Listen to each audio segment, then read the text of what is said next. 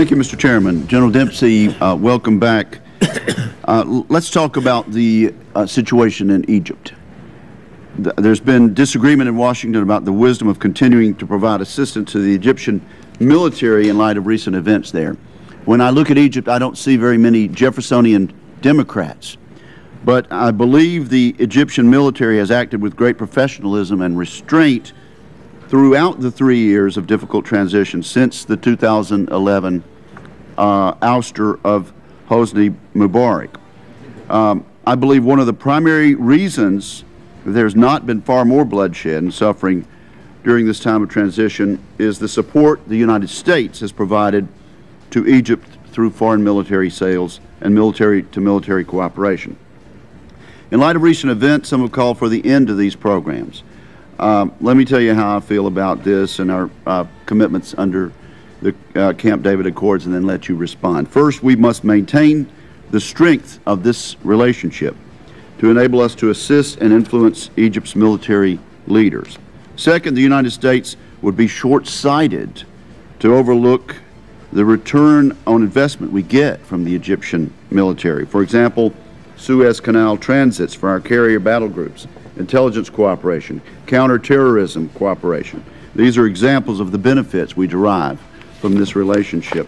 Third, the Egyptian military has played a stabilizing role during Egypt's transition. And fourth, our commitments under the Camp David Accords have yielded sustainable peace between Israel and Egypt. We must acknowledge Israeli Prime Minister Netanyahu's statement this weekend on Face the Nation that the Camp David Accords have been, quote, the cornerstone of peace between us and our neighbors, and it's also been the cornerstone of stability in the Middle East, unquote. General Dempsey, do you agree with me regarding the importance of military-to-military relationships as enablers of U.S. foreign policy? I do, Senator. And do you agree with me that we should continue to maintain and foster the strength of U.S.-Egyptian military relationship? I do. If our government decides that they have to take some action based on existing legal frameworks and restrictions, I would recommend that we find a way to restore those as quickly as possible, even if it meant conditioning them some way. But I very strongly believe we have to maintain our contact with the Egyptian Armed Forces. And do you have any reason to believe, as some have feared, and as some fear now, that weapons and equipment that we provide to the Egyptians, or that we have provided in the past, have been used or will be used or would be used in ways that might eventually endanger the United States military or civilian personnel or United States interests? There's no indication at this point, Senator, that that would be a concern. And in your opinion, was the elected government of Mohamed Morsi moving toward a dictatorship? If I could, I'd like to use this opportunity to express my conversations with my counterpart. I can tell you they very strongly believe that.